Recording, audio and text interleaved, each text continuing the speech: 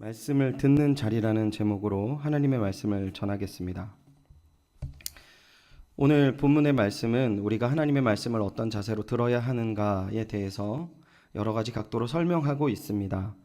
아모스 전체 본문의 관점으로 오늘 본문을 시작을 하면은요, 2장까지 어떤 내용이 있습니까? 8개 민족에게 재앙의 말씀을 나누어 주셨습니다. 그렇게 많은 심판과 내용이 들었는데 오늘 본문은 이렇게 물어보고 있는 것입니다. 이러한 심판의 내용을 내가 지금 선언하고 있는데 너희가 이 심판의 내용을 어떻게 듣고 있느냐, 어디에서 듣고 있느냐 라고 질문하고 있는 것입니다.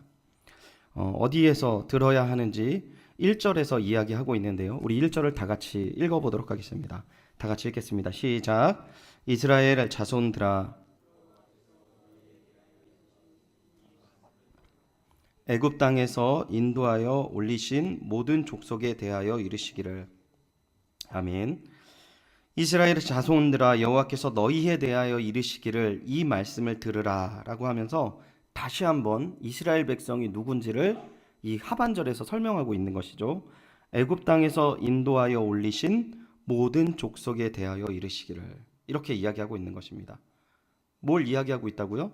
어디에서 있는 사람들입니까? 애굽에 종살이를 하던 그 백성들을 하나님이 이제 적과 꿀이 흐르는 가나안 땅으로 이렇게 옮기신 그 모든 족속에게 이른다라는 것이죠. 이 아모스서의 말씀이 그 대상에게 이야기를 하는 것입니까? 그러니까 하나님의 은혜와 사랑으로 말미암아 구원받은 백성, 자유함을 받은 주님의 자녀로 이 말씀을 받아야 된다라는 것이죠. 하나님의 은혜의 수혜자로서 우리는 말씀을 들어야 한다는 것입니다. 여러분, 말씀을 들을 때 어떠한 생각으로 이 말씀을 듣는지 궁금합니다. 우리가 말씀을 읽을 때마다, 그 말씀을 들을 때마다 어떠한 마음으로 받냐라는 것이죠. 저주와 사망에서 우리를 구원하신 하나님의 은혜, 그 은혜의 수혜자로 순종하는 자리에서 주의 말씀을 듣는가 물어보는 것입니다. 하나님이 어떠한 하나님이냐라고 묻는 것입니다. 우리가 실수하는 부분은 말씀하시는 하나님을 바라보지 못하고 말을 전하는 사람과의 관계의 모습을 판단해서 주님이 주시는 진정한 뜻을 받지 못할 때가 너무나도 많이 있다라는 것을 우리는 생각해야 됩니다. 우리는 주님의 은혜로 구원받은 백성이라는 사실인데, 주님이 함께 하셔서 우리를 생명을 얻었고요, 오늘 주님께서 영광 돌리는 존재로 살아갈 수 있도록 하나님께서 우리를 세우셨습니다. 그렇기 때문에 주님이 말씀, 구원받은 백성으로 순종하며 사모하는 말씀으로 듣고 더 풍성한 은혜를 누려야 하는데, 어떤 게 가로막습니까?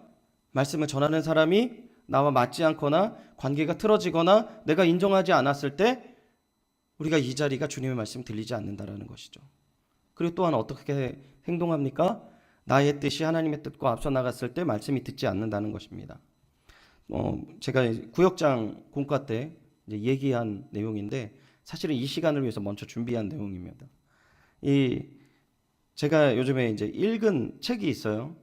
사피엔스라는 책을 보고 있습니다. 제가 이제 몇 번 들었던 분들은 저 얘기 그만 좀 하지 이렇게 생각할 수도 있지만, 제가 요즘에 그 책을 보면서 좀 되게 많이 충격을 많이 받고 있어요. 이게 진화론적 관점으로 사람의 역사를 살펴보는데, 이 책을 보면 우리가 이러한 성향으로 만들어졌구나, 인간이 어떻게 해서 이렇게 번성하게 되었구나 라는 것을 그냥 지성적으로 이렇게 납득하게 되어져요. 그래서 너무 좋은 거죠. 또 이 책이 그 되게 유명한 문학상을 받을 정도로 굉장히 수려하게 잘 써져 있어요.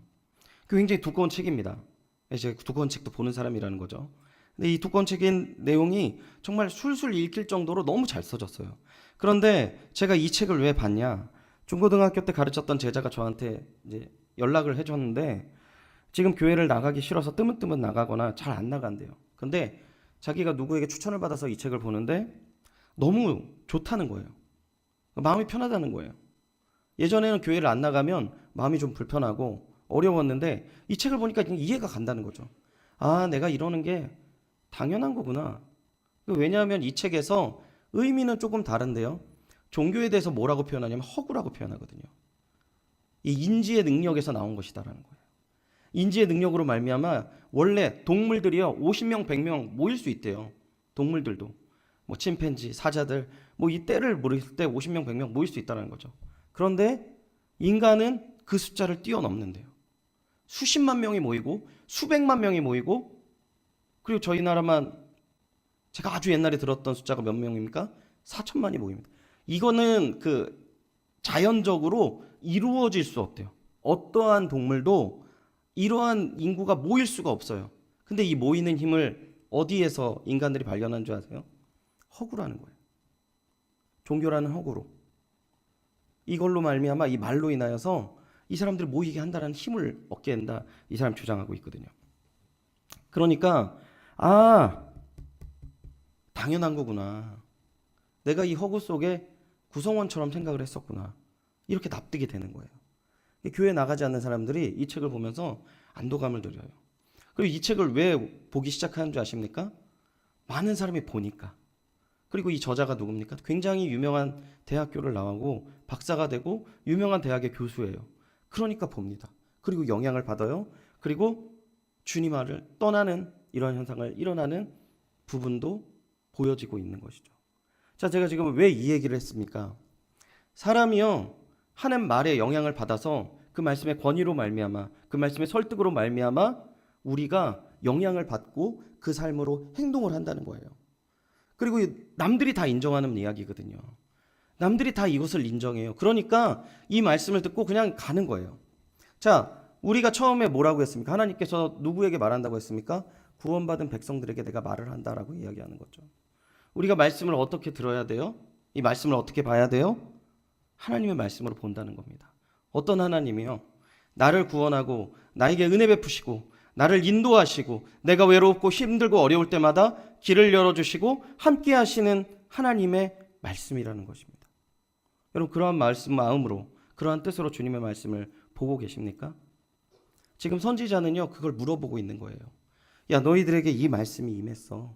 이 말씀 어떤 거야? 전 세계를 심판하시는 하나님의 말씀, 그리고 그 심판의 중심에 이스라엘과 남유다가 함께 있는 하나님의 백성의 심판도 있는데 너희들 어디에서 말씀을 들어야 돼? 구원하신 그 하나님의 은혜와 능력 안에서 구원받은 백성으로서 간절하게 생명의 말씀으로 이 말씀을 받아야 된다라고 이야기하고 있는 것입니다. 여러분 어떻게 말씀을 받습니까? 여러분의 자리에서, 삶의 자리에서 어떻게 말씀을 받으세요? 어떻게 받으세요? 저는요, 사실은 그런 거 생각할 겨를이 없어요. 너무 준비하기 바쁘거든요. 연구하기 너무 바쁘거든요.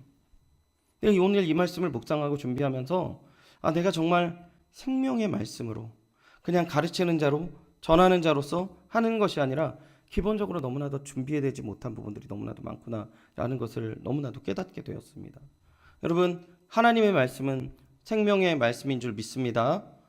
우리가 주의 말씀을 귀 기울여서 들어야 할 이유가 너무나도 수십만 가지, 수천만 가지 우리가 될 수 있지 않습니까? 그런데 우리의 지금 오늘은 어떠냐는 거예요.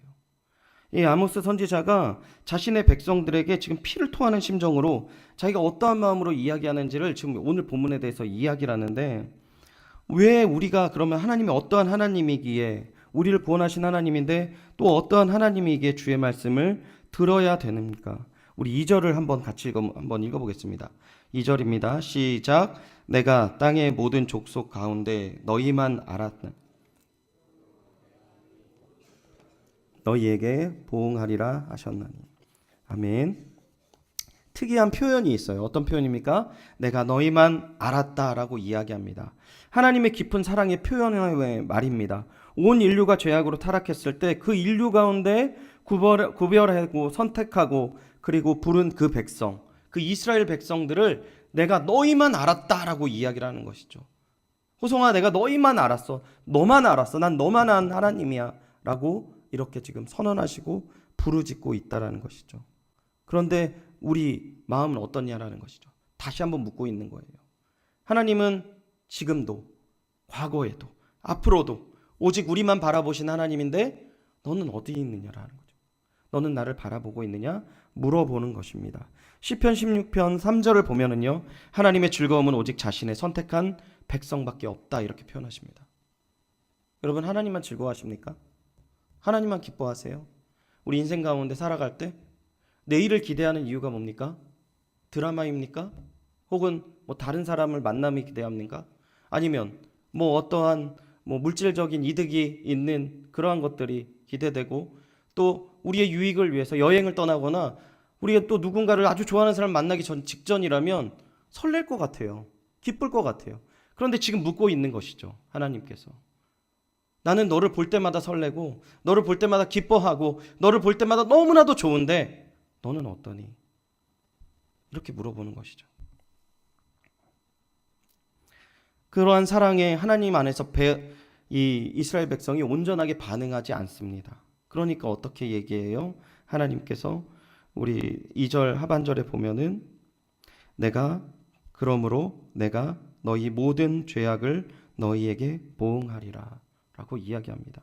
마태복음 11장 21절에 보면은요, 화에 있을진저 고라시나 화에 있을진저 벳세다야 너희를 행한 모든 권능을 두로와 시돈에게 행하였더라면 그들이 벌써 베옷을 입고 제에 앉아 회개하였으리라 라고 얘기합니다.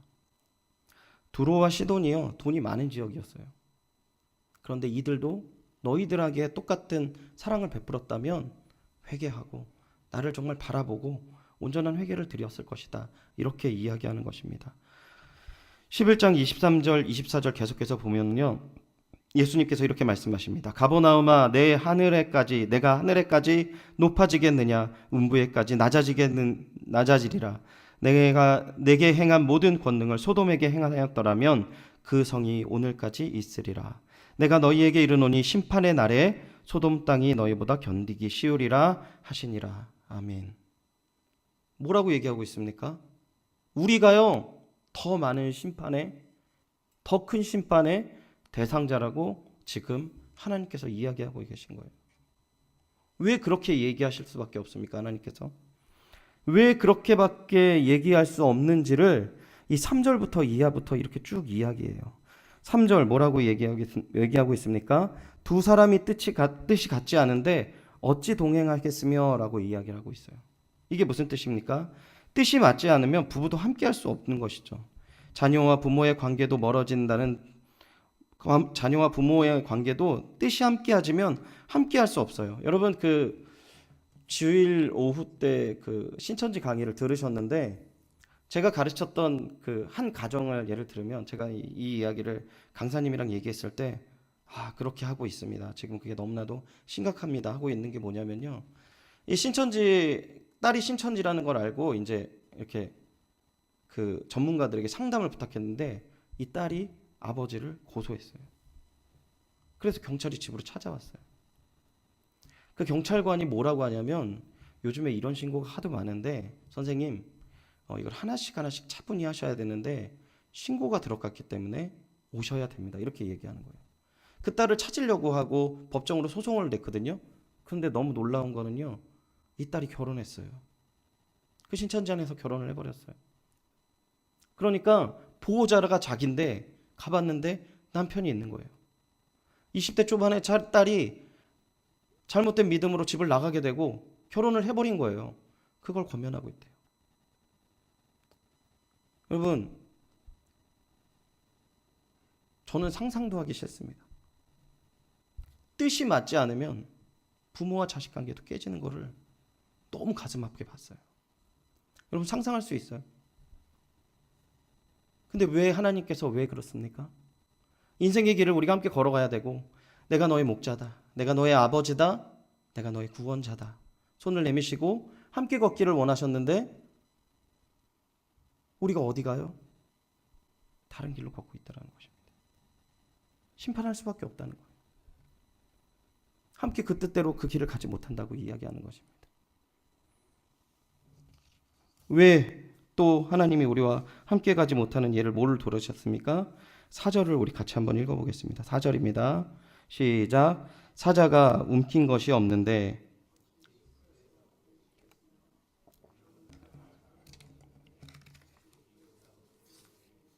아멘. 사자가 숲을 속에서 부르짖는 것은 먹이가 있어서 그렇기 때문이다라는 거죠. 사자가 굴 속에서 으르렁대는 것은 움켜진 것이 있기 때문에 그렇다라는 것입니다. 그러니까 이유 없이 소리 내지 않는다는 거예요. 내가 너희한테 이유 없이 소리 내는 것 같아? 너희를 돌아봐봐. 내가 소리를 낼 수밖에 없는 너희 삶을 돌아보거라. 지금 이야기하는 것입니다. 아무 이유 없이 하나님께서 심판을 선언하는 하나님이 아니다라고 이야기하는 것이죠. 그래서 우리는 하나님의 말씀과 선언에 그 이야기를 들어보고 우리의 모습을 돌아봐야 된다는 것을 이야기합니다. 5절입니다. 덫을 땅에 놓지 않았는데 새가 어찌 거기에 치이겠으며 잡힌 것이 없는데 덫이 어찌 땅에서 튀겠느냐. 그물을 쳤는데 새가 잡힌 것이 아닌가라는 것을 얘기하고 있는 거죠. 무엇이 걸린 것이 있을까? 덫이 튀어오른 것이 아닌가? 이렇게 이야기하는 것인데요. 새가 덫에 걸리게 되는 것이 왜 그렇습니까? 덫을 보지 못하고 먹이만 보고 달려들다가 미처 보지 못한 그물에 그 몸이 엉키는 것입니다. 탈출하려고 발버둥 칠수록 꼼짝 못하게 되는 이 올가미가 있는 것이죠. 아모스는 이 비유를 통해서 이스라엘을 비유하면서 이야기하는 것이에요. 자신을 묶을 올가미를 의식하지 못하고 이 먹이만 바라보고 달려드는 새와 같은 어리석인 모습을 지금 지적하고 있습니다. 당시 이스라엘 사회가요, 다윗 이후에, 솔로몬 이후에 가장 융성했거든요. 그러니까 이 사회가 사치와 풍요로움, 자기 만족의 성취를 위해서 이 주변을 돌아보지 않고 물불을 가리지 않고 막 달려가는 그러한 모습이었거든요. 이러한 것들을 추구하는데 이러한 것의 주변의 결과가 무엇입니까? 죽음밖에 없고 심판밖에 없다라는 것을 못 보고 달려간다라는 것입니다. 여러분, 진정으로 하나님의 말씀을 들으시고 진정으로 하나님의 뜻 가운데에서 우리 자신을 돌아보고 있는지 지금 아모스 선지자는 우리에게 묻고 있는 것이죠. 주변을 보고 있습니까? 하나님의 관점으로 우리의 삶을 돌아보고 있습니까? 그래서 우리가 정말 추구하는 길이 올바르고 바른 길인가를 우리가 생각하고 달려가고 있느냐라는 것이죠. 우리 6절을 계속해서 보면은요. 성읍에서 나팔을 울리는데 백성이 어찌 두려워하지 아니하겠으며 여호와의 행하심이 없는데 재앙이 어찌 성읍에 임하겠느냐. 이 전쟁을 알리는 나팔 소리가 도시를 울리면 사람들이 두려워 떠는 것이 너무나도 당연하다라는 것입니다. 재앙이 도시에서 임하는 것은 여호와께서 당연히 시키는데 그때 너희들 반응이 무엇이냐 묻고 있어요. 다시 정리드리면요. 나팔 소리가 울리면 이 백성들이 긴장하고 두려워합니다. 그게 너무나도 정상적인 거죠. 그런데 나팔 소리가 울려도 반응하는 도시가 어디 있느냐 묻고 있어요. 여러분, 당시에 적이 쳐들어와서 이렇게 성을 빼앗으면 어떠한 결과를 맺는 줄 아세요? 장정들은 다 죽습니다. 그냥 고아를 막론하고 가치가 없는 사람들은 다 죽어요. 그리고 어떻게 해요? 여자들은 다 범하게 돼요. 성적으로 다 범하게 되고 노예로 팔아갑니다. 아이들은요 예전에 니누에의 얼마나 폭력성이 있는지를 이렇게 신학자가 역사학자가 이렇게 표현한 부분이 있는데, 아이를 이렇게 발목을 잡아서 성벽에 던져서 한 번에 죽으면 이기는 게임을 했다고 해요. 상상이 가십니까? 당시 인권이라는 것은 생각할 수도 없어요. 그러니까 지면은 끝나는 거예요. 모두 다 끝나는 거예요. 가족 모두 다 완전 비극이 되는 거죠. 근데 그런 상황 속에서 그 비상 나팔을 불 때 긴장하고 떨지 않겠냐는 거예요. 제가 군대에 있을 때 자대에 배치받고 일주일 만에 첫 비상이 딱 울렸어요. 사이렌이 막 울렸는데 제가 기동 타격대로 이렇게 배치를 받아서 거기서 이제 비상이 울려서 이제 가게 됐는데, 제가 비상이 울릴 때 첫 번째 고민했던 게 뭐냐면 내가 총으로 사람을 쏠 수 있을까 이 생각을 하게 되더라고요. 제가 그래서 저희 소대장님한테 이 비상으로 이제 출동을 하고 이제 일이 마치고 돌아오는 길에 소대장님한테 얘기했어요. 뭐 어땠냐 첫 뭐 이렇게 비상이었는데 저한테 묻길래 제가 솔직하게 얘기했어요. 제가 만약에 북한군이 내려와서 내가 총을 쏴야 되는 입장이라면 정말 내가 총을 쏠 수 있을까 그런 생각을 했습니다. 근데 이분이 그때 막 저한테 화내거나 야 너 어떻게 그럴 수가 있어 뭐 이러지 않고 그냥 가만히 듣고 이제 조금 침묵이 지난 다음에 쏘지 않으면 우리의 전우가, 쏘지 않으면 우리의 가족이 당하게 되는데 쏠 수밖에 없다, 이런 얘기를 하시더라고요. 여러분, 그러한 모든 것들을 제가 안다면 긴장만 할 뿐만 아니라 그러한 부분에 대해서 정말 더욱더 긴장하고 지키고자 하는 마음이 더 생기겠죠. 눈으로 봤다면. 정말로 뭐 가족들이 다 해침을 당하는 모습이거나 아니 쑥대밭을 되는 상황을 제가 경험했다면 더더욱 그 자리에서 더더욱 총을 꽉 잡았을 것이고 더더욱 빨리 달려갔을 것입니다. 그런데 지금 오늘 본문에 대해서 뭘 이야기합니까? 그럼에도 불구하고 긴장하지도 않고 반응하지도 않는 너희는 누구냐라고 이야기하는 것이죠. 우리가 오늘 우리의 생활을 보면은요, 어떻습니까? 하나님께서 말씀하신 그 내용이 다 적용이 되고 있습니까? 되지 않고 있습니까?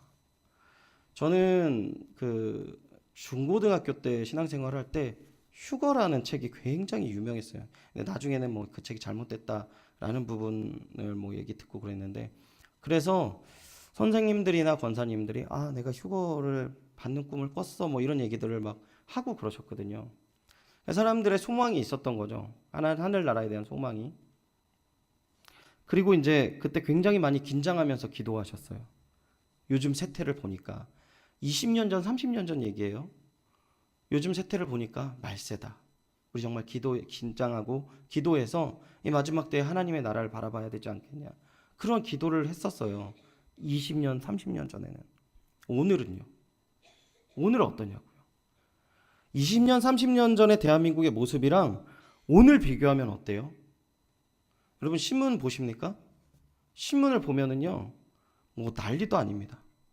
결혼해서 전 남편이, 그리고 남자친구가, 그리고 헤어진 누구가, 뭐 이런 기사는 이제는 뭐 너무 많이 나오지 않습니까?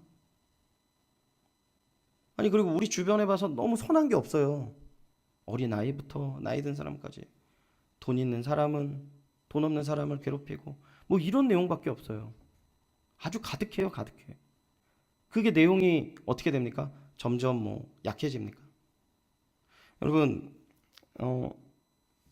지금 청소년들 범죄 문제를 가지고 수많은 뭐 논의를 하면서 지금 국민들이 요구하는 건 뭐냐면 중고등학생들도 범죄를 저지르면 깜빵에 보내라 이 얘기를 하고 있어요.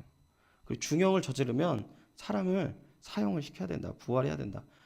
어마어마하게 이야기합니다. 근데 그 전에 우리가 생각해 볼 게 있어요. 중고등학생들이 우리가 상상하지 못할 잘못을 저질러요. 뭐가 잘못된 겁니까? 뭐가 실수한 거죠? 교육이 실패한 거예요. 여러분,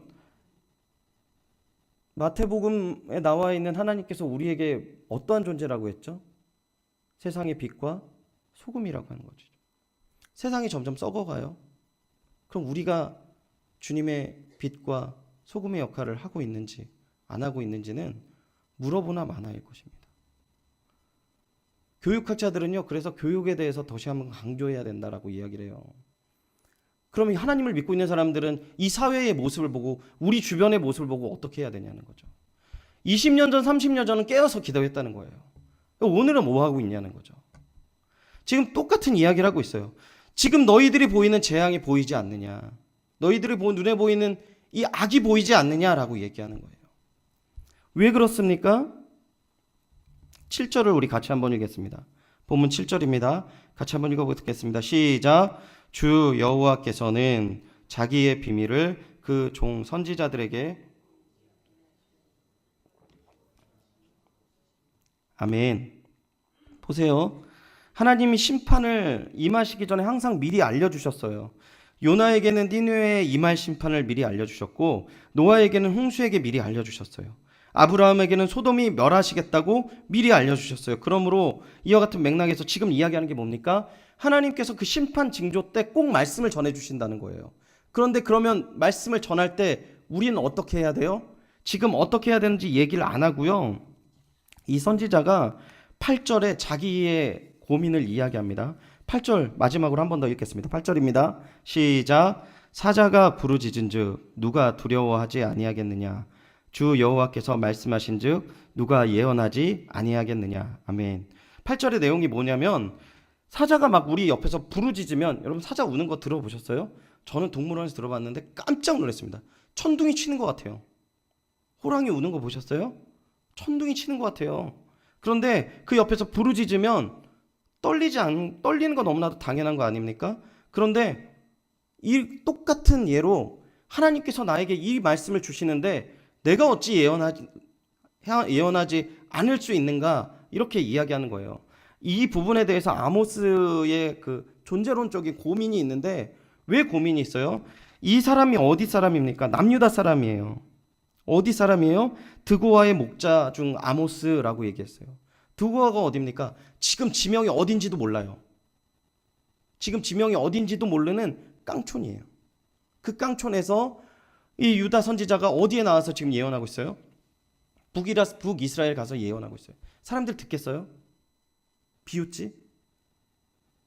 아니 여러분한테 여러분 똑바로 사세요라고 얘기하는 사람이 유치원생이거나 아니 내가 인정하지 못한 사람이 그러면은 이 얘기 들으시겠어요? 근데 정말 뭐 공부도 많이 하고 존경받을 만한 사람이 우리 이렇게 살면 안 됩니다라고 선언하면 아 그래 맞아 우리 이렇게 살면 안 되지 이런 반응 나오잖아요. 이 아모스 선지자가 누가 자기 얘기를 듣겠냐는 거죠. 내가 이 하는 발걸음이 쉬운 것 같니? 그런데 갈 수밖에 없어. 왜? 하나님의 말씀이 내 귀에 들리기 때문에.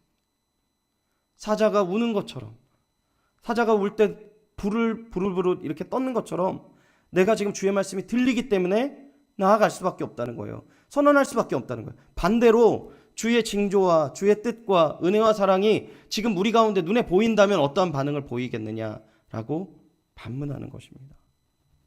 말씀을 정리하겠습니다. 우리는 하나님의 백성입니다. 하나님의 백성은 하나님의 말씀에 반응을 해야 되는 것이에요. 늘 제가 저희 딸 이야기를 해서 이제 이야기를 하지 말아라 경고하신 분도 있지만 예를 들으면 제가 집에 갈 때 번호를 눌러요. 번호키를 누르면 우리 딸이 제일 먼저 이야기합니다. 아빠다 이렇게 알려주지도 않았는데 그래요.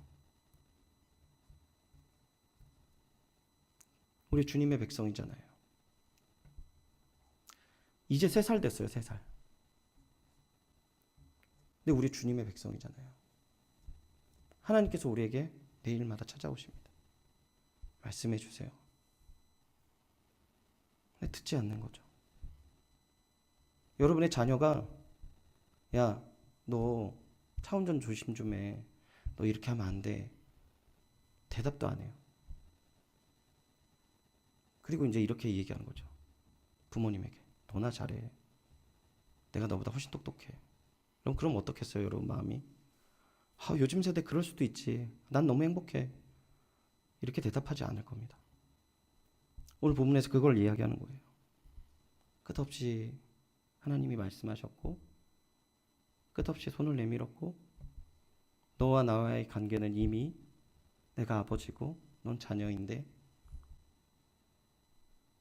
지금 나의 말을 듣고 있느냐. 이렇게 가면 내가 원하는 모습으로 갈 수 없는데 어떻게 할 것이냐.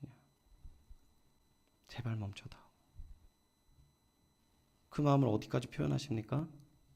자신의 아들을 죽음에 내몰기까지 우리에게 선언하고 있다는 것이죠. 우리가 어느 자리에서 말씀을 받아야겠습니까? 우리가 이 말씀이 우리에게 생명의 말씀이라고 믿으십니까?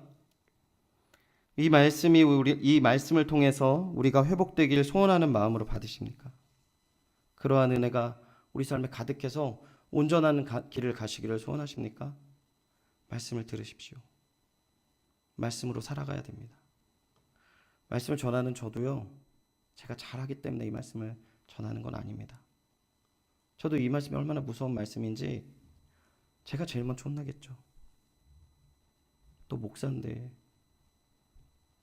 너 계속 했던 말씀인데 너는 지금 어디 있느냐. 두려운 마음으로 주의 말씀을 받는 귀한 은혜와 사랑이 가득하시기를 소원합니다. 그리고 마지막 때 하나님의 마음을 시원케 하고 마지막 때 하나님을 기쁘게 하는 자가 어떠한 사람이겠습니까? 주의 말씀을 듣고 두려워하며 눈물 흘리며 돌아서는 그 한 사람일 것입니다. 소돔 땅에 의인이 10명이 없어서 망했던 것처럼 오늘 이 시대도 이 땅에 하나님께서 하나님의 말씀을 전할 때 돌아서는 사람이 없다면 하나님의 심판은 막을 수 없을 것입니다. 그리고 우리가 말씀을 보면 하나님 주신 이 모든 말씀이 이루어진다라는 것이 커다란 전제예요. 말씀을 읽을 때 두렵고 떨리고 이 말씀을 또한 우리에게 임하여질 앞으로의 어려움들을 깨닫게 되실 때마다 주님 앞에 엎드리는 귀한 은혜와 사랑이 이 자리에 모인 주님의 백성들 가운데 가득하시기를 축원드립니다.